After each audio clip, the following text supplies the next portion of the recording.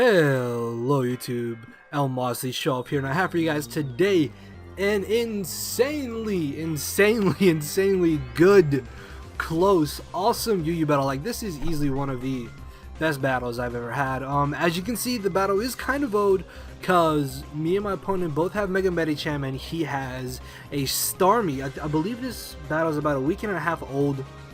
I know it's old, but just trust me guys, this battle was awesome. If you do not know who Donphantastic is, I will leave his channel link down in the description. I believe he has a Twitter and he follows me as well, so I'll find that and link that too. And of course, if you guys do enjoy the battle, make sure to show off your support and leave a like down below. One like can definitely go a long way, and hopefully when this video is uploaded, the Yu tier has kind of been balanced out a little bit more. So of course, I would like to know your thoughts on how Yu is looking right now. Do you like it more than before the drops? Do you like it less that the Pokemon have dropped and some Pokemon have moved up to OU? Let me know, because I'm honestly interested to know what you guys think about Yu right now, because I always like to be interactive with you guys, of course. Anyways, I rambled on enough. Let's take a look at team preview. If you guys do not know the team that I'm using, I did a very fun PS Live with this team, which I will leave a link to that down in the description so you guys can go watch that after this or before this to kind of get up to date with the team that I'm using. So looking at my opponent Donphantastic's team, going into this battle, I knew Jirachi was going to be a bit of a problem. Oh, also Jirachi got moved up to OU, so yeah, forgot about that. But I knew Jirachi was going to be an issue because Jirachi is just a problem to this team in general. Even though I do have Krookodile, if it's faster than me or if it flinches me to death and I lose Krookodile, Jirachi becomes the biggest threat to my team, because Scarf Rachi with Iron Head can literally just flinch me to death. So I have to watch out for that. Starmie I knew would potentially just be maxed speed, max defense, because bulky Starmie was very popular around this time. Manchow, if it's Scarfed, outspeeds my entire team, because the fastest thing on my team is Scarfed Hydreigon, which Manchow is naturally faster than, so I really have to watch out for that. Florges, depending on what kind of set it is, will determine on how I can deal with it.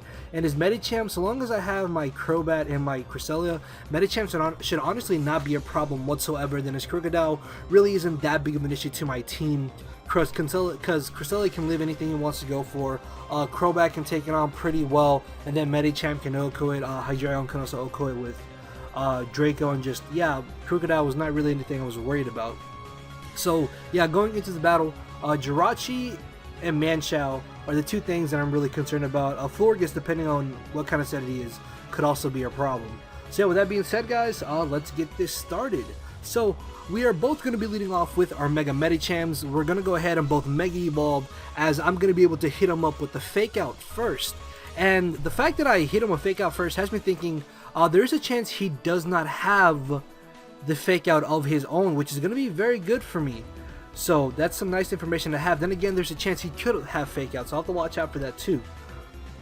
As he switches into the Krookodile, I was actually thinking to myself that I should just go straight for the Zen Headbutt, because even if you would have brought in Krookodile, normally Krookodile are not scarfed from what I remember around this time, so I could have definitely just gone straight for a high jump kick and got off a huge amount of damage or whatever he decided to bring in. However though, I do just make the safe switch on out into my Cresselia as he doubled into Krookodile. So normally you would think he has the better end of the switch out, of the two switch outs, right? But because my Cresselia is so physically defensive bulky, I know that I can easily take the knockoff and go for a Moonblast and get off a huge amount of damage. As me staying in was honestly a very bad play on my part, because what I should have done was just switch directly into my Krookodile. I mean, right into my Crobat, which can pretty much take on Krookodile one-on-one, because I am actually Acrobatics Crobat, which means I have no item. So knockoff would practically be doing no damage to me. So it was a really bad play that I left in Cresselia against this Krookodile, because I took over 50% and I lost my leftovers, which leftovers really would have helped me later in this battle, as you'll come to see. Also, this battle is a little bit long if you couldn't tell from the length of the video. So yeah, I'm just going to stay in and I'm going to predict him to just want to go for the rocks, and I'm going to go for the Moonlight so I can further take the Krookodile on. easily. As this turn I predict him to switch out, I'm going to be able to Thunder Wave the incoming Jirachi, which is excellent because if he is a Scarf, it is no longer going to be a problem as I switch directly into my Krookodile, hoping that he wouldn't go straight for a U-turn. Turns out that he ends up going for the sub as I make a really dumb play and I Pursuit. I think that knockoff actually goes through sub, if I'm not mistaken. Like, I think it knocks off his item, so I should have definitely gone for the knockoff. But I guess by pursuing, I put him in a situation where he probably thinks that I'm choiced in some way and that I'm possibly logged into pursuit, because this turn I'm actually going to switch up moves and I'm going to go for the knockoff as he actually ends up believing in his Jirachi, so I'm able to straight up Oko Jirachi, so that's one less thing I have to now worry about. However, though, he can get a free switch into his Manchow or to his Medicham as he does bring it in. Obviously I don't want to take a high jump kick or a drain punch as I switch directly into my Crobat. Luckily for me, he did not end up going for an ice punch as I'm in a perfect situation where I can go for an acrobatics or I can go for a U-turn. And I believe I do just U-turn, predicting him to switch out as he brings in the Starmie. A U-turn does nothing to this Starmie, and my suspicions of him being a bulky variant is confirmed as I bring in a Hydreigon. Now I can definitely go for a Dark Pulse here or even go for a Draco Meteor, because with him having Florges, I was thinking that he's not going to switch directly into Florges thinking that I'll go for a Draco. Although, if he does bring in Florges, U-turning is definitely my better play to do, because there's a good chance he's not going to leave in his Starmie. So ultimately, he does end up making the safe switch into Florges as I do go for the U-turn, which is really good for me as I can U-turn on out into my Crobat. And normally Florges cannot do much damage to Crobat, so what I can do is just go for a Defog, I can go for a Roost, and then I can just start going for acrobatics. As it turns out that he has Calm Mind. And this is what I was fearing, the fact that he could have Calm Mind. Although, at the same time, I have Snorlax, and I know from prior experience, 1v1, a Snorlax can beat Florges, or either that or my opponent didn't know what it was doing, but I beat Florges, Calm Mind Florges with my Curselax, because Snorlax has more special defense than Florges has like defense, so yeah, I don't know, what I'm saying is that as long as I have Snorlax, I'm not really too concerned about the fact that he has Calm Mind Florges. However, though, it is a giant threat if I lose my Snorlax now. So, fearing the fact that he could just freely Calm Mind up, what I'm going to do is actually switch directly into my Snorlax. But what I should have done was honestly stayed in, gone for the Roost, and just started acrobaticing this Florges. Because you're going to see that this Florges is actually not max defense, max HP. So I bring in my Snorlax. As he goes for the Moonblast, it only does 33%, so I'm not really too concerned about this. So what I'm going to do this turn is actually go for a Curse, expecting him to just want to go for a Calm Mind, which is exactly what happens. So I'm thinking, okay, I can go for another Curse, take the Moonblast easily, and then when he hits me with another Moonblast, I'll hit him with a +2 attack, Body Slam, get off a huge amount of damage to the point where he'll no longer have use for it, and then I can just revenge kill it with Krookodile, with Medicham, or with Crobat. Unfortunately, though, I am a complete idiot because I thought that, and he is going to be able to 2-KO me, and this is where it dawned on me that he is not normal max defense, max HP Florges, as he destroys my soul with 2 Moonblasts. And honestly, after that first curse, I should have just gone straight for the Body Slam. Going for that second curse was another extremely bad play on my part, because now this Florges has become a giant massive problem. So I lose my Snorlax, and then I make a weird play and I bring in Krookodile. I'm pretty positive that a Zen Headbutt would have been able to OHKO this Florges, so I honestly, I don't know, I don't really know what I was thinking here. I guess I was fearing that he could live Zen Headbutt, and I need Medicham more than I technically need Krookodile, because he has Manchow, he has Starmie, and he has Medicham, which all outspeed and OHKO Krookodile in some sort of way. So I'm guessing Krookodile was the most expendable member here, and I would have got off enough damage to where I could have guaranteed that I knock him out after the Earthquake. So I guess that kind of makes sense, as I do a solid 67% amount of damage, and this is where if I just went straight for the body slam, I would have been able to knock out Florges here and still kept Crocodile as a defensive pivot and death fodder later in the battle. As it reveals to me that he has to protect, I'm not really too worried about this because I have Zen Headbutt. I don't have to rely on high jump kick. And I'm still in a good situation where I can't just go for the Zen Headbutt. As he brings in the Crocodile, the Fallen turn, I can't just easily go for a high jump kick. There's really no reason for me not to. And to be honest, I found it very odd that he left in his Crocodile here just for death fodder, because he could have definitely switched right into Starmie. I'm not really too sure why he did that. I'm guessing that was just a misplay on his part. But getting rid of Crocodile is very good for me because that's one less thing I now have to worry about. As he brings in the Starmie, this thing is just a giant problem. As I bring in my Cresselia, I'm going to go ahead and go for the Psyshock here, I believe. Oh no, I'll go for Thunder Wave. Sorry. Just kind of got distracted there. Anyways, I think we both switched out into Florges and Crystal. I apologize for that part, guys. I was reading the logs and just really got out of place with the battle. That was my fault. So I Thunder Wave as he goes for the Wish. I then bring in my Crobat. I'm going to go ahead and go for the Roost as he ends up going for the Calm Mind. I'm going to be aggressive here and I'm going to go for the Acrobatics. And this is why I should have just stayed in earlier and just started spamming Acrobatics, because my Crobat could have potentially beat this Florges one-on-one, saving me my Snorlax and saving me my Crocodile. So yeah, when I saw how much damage that Acrobatics did, I got really upset.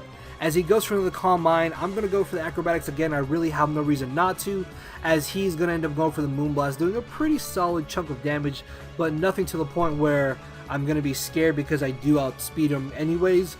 So I believe I go for the Acrobatics here again just to be safe, because I really didn't want to risk U-turn not knocking him out.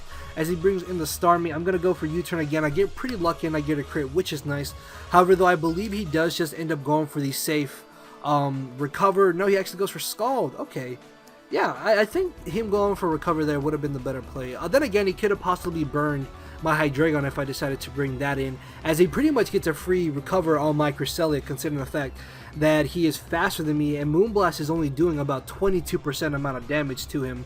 As I switch into my Hydreigon, it turns out that he has the Toxic, which is something I was not at all expecting from this Starmie. So the fact that he has Toxic is actually going to be very crucial, because you're going to see that this plays a pretty big role later in this battle, as I can pretty much get a free switch into my Hydreigon here, and I put him in a situation where I can either go for the Dark Pulse or I can go for the U-turn. I believe I do just end up going for the Dark Pulse, because at the amount of HP that the Florges is at, it won't really matter what move I want to go for, but I actually end up U-turning. Okay, sorry. I rewatched this battle before this. As I said, it is a very long battle. My apologies again. Yeah, I should have probably just Dark Pulse there. I'm guessing, as I said, this is an old battle, so I'm guessing I did predict him to want to bring in the Manshot, which would make sense, as I then switch into my Medicham just to be able to go for the Fake Out to get off a bit of extra chip damage on the Manshot, which is going to be really good for me. As this turn I'm going to switch directly into my Cresselia, as he makes a nice play and ends up going for the U-turn, expecting me to switch out, as he's going to be able to bring in the Starmie here, which unfortunately can pretty much take Cresselia one-on-one, and I'm going to be forced to switch out. As I bring in my Hydreigon, he's going to go for the Scald and he gets a crit. Now, this crit actually does play a very, I wouldn't say a very big role, but it does play a role, as you'll see later in this battle. Keep in mind, so that Skull did 21%.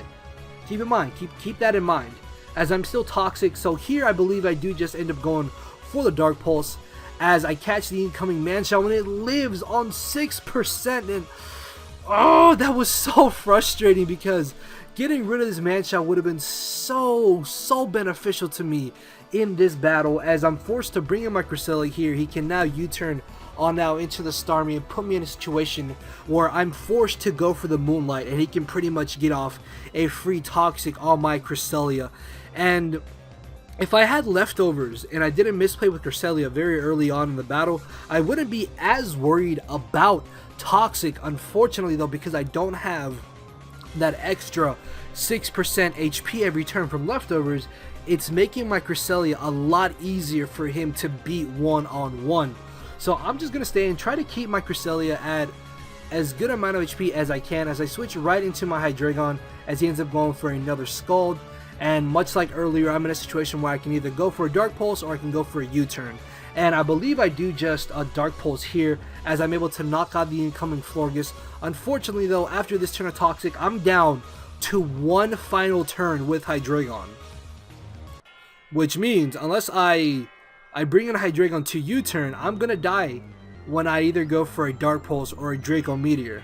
And this is where him getting that crit with the Scald mattered, because if it still did 17%, I would be at 10% right now, which means I can live 2 Toxic turns. I would take Toxic one turn, then I can switch out, come back in, and still have another hit. Unfortunately, that is not the case. As he brings in the Manchow, I am going to be forced to switch out because I do still have use for Hydreigon in this battle. As I just switch right into my Crobat, expecting him to just go for the U-turn. He's going to go ahead and bring in this giant nuisance known as Starmie, and you guys have no idea how frustrated I was taking this Starmie on. So I go for the Acrobatics just to try to get off as much damage as I possibly can to hopefully bring in Medicham, go for the Fake Out, and bring him down to a point where a High Jump Kick will knock him out. So I do 20%. I am then going to go for the High Jump Kick as he lives on 5%, and he can go for the Recover. And it's at this point that it dawned on me that I probably just lost this battle, and my only real hope right now is to just stay in, spam High Jump Kick, and hope that a crit will knock him out. So I'm going to stay in. And my Medicham, let me tell you guys, my Medicham is very well trained, as you can see. I'm just spamming High Jump Kick at this point, just as I said, trying to hopefully get a crit. And I do get the crit, but it still just barely lives, and just, oh, I hate bulky Starmie with a passion after this battle. Oh my god, Donphantastic, I wanted to wring your neck. I'm sorry, but Starmie was such a nuisance. And then after hitting like, I think it was like 6 or 7 High Jump Kicks in a row, I finally switched into my Cresselia, because I was like, okay, I'm pushing my luck way too much. I'm going to bring in Cresselia, try to get off enough damage to where I can just bring in Hydreigon and maybe just go straight for a Dark Pulse, or actually even just go for a Draco Meteor. So he's going to be aggressive and just spam Scald as I'm spamming Moonblast. So I get off enough damage to where I guarantee that my Hydreigon will knock him out. Unfortunately though, because of him getting that crit earlier, if I do go for Draco or Dark Pulse, it's my final move. So okay, so let's say I Dark Pulsed here. I would Dark Pulse, I would knock out the Starmie, he will bring in Manchow on my Medicham, I Fake Out, knock out the Manchow, then it comes down to my Medicham and his Medicham, and whoever wins the speed tie wins the battle. Which is probably what I should have maybe done, but I thought that he would switch into Manchow as death fodder. So I actually ended up going for the U-turn as he stays in, and now I'm expecting him to go for the Scald, and I'm basically going to get burned. But no, he actually ends up going for the Recover, which is actually really good for me, as I'm going to stay in, go for the Fake Out, just trying to get off whatever damage I can on this Starmie. At this point, I thought I had lost, so I go for the High Jump Kick. But ladies and gentlemen, let me tell you what. Elephants apparently have a gag reflex, and he chokes, and he goes for the Scald. He goes for the Scald. Doesn't burn me, and now after leftovers, he's in a range where High Jump Kick will knock him out as long as I don't miss. And as I mentioned, my Medicham is well trained. So I knock out the Starmie as he brings in the Manchow. I reveal to him that I have the Bullet Punch. His last Mon is the Medicham. Now he still has a chance to win this battle. If he has Bullet Punch and he wins this speed tie, he wins the battle right here. So I'm going to stay in, go for the Zen Head, but I lose the speed tie as he knocks me out with the Ice Punch. And here I'm just hoping and praying that he does not have Bullet Punch, because I guarantee you Bullet Punch will do at least 6% to my Hydreigon. Above that, Dark Pulse doesn't knock him out. I have to rely on Draco Meteor. So even if he doesn't have Bullet Punch, I have to hope and pray that I don't miss Draco. So he doesn't have the Bullet Punch, I hit the Draco, I knock him out, and that is the extremely crazy 1-0 victory with a 6% Toxic Hydreigon. Oh my lord. This battle was insane. As I said, it was a bit of a long one. It was 60 turns. So for the few of you who did watch this, I hope you enjoyed it, because this was an insanely good battle. I really made some dumb misplays that severely cost me. However, though, him making that terrible play with Starmie on my Manchow and going for Scald as opposed to recover is what really ensured me the victory there. And this is why you should always run some form of priority on Mega Medicham, in my opinion. However, though, of course, Mega Medicham has recently been banned from UU, so you won't see it much in UU. But if you use it in OU, run at least Fake Out or something, because if he had a Bullet Punch, he definitely would have won there. Obviously not Fake Out, because if he faked out because Fake Out only works the first turn that you're in. So yeah, it wouldn't have worked on my Hydreigon. But either way, that was an extremely good battle. This narration is 21 minutes long. I was not expecting it to be this lengthy, but if you guys did enjoy, then make sure to hit the like button down below. The support is greatly appreciated. Thank you for the few of you who did watch this. I hope you enjoyed, as I mentioned, and just, this was a really good battle in my opinion. So with that being said, guys, thank you all for watching, and I will see you tomorrow. So later, everybody.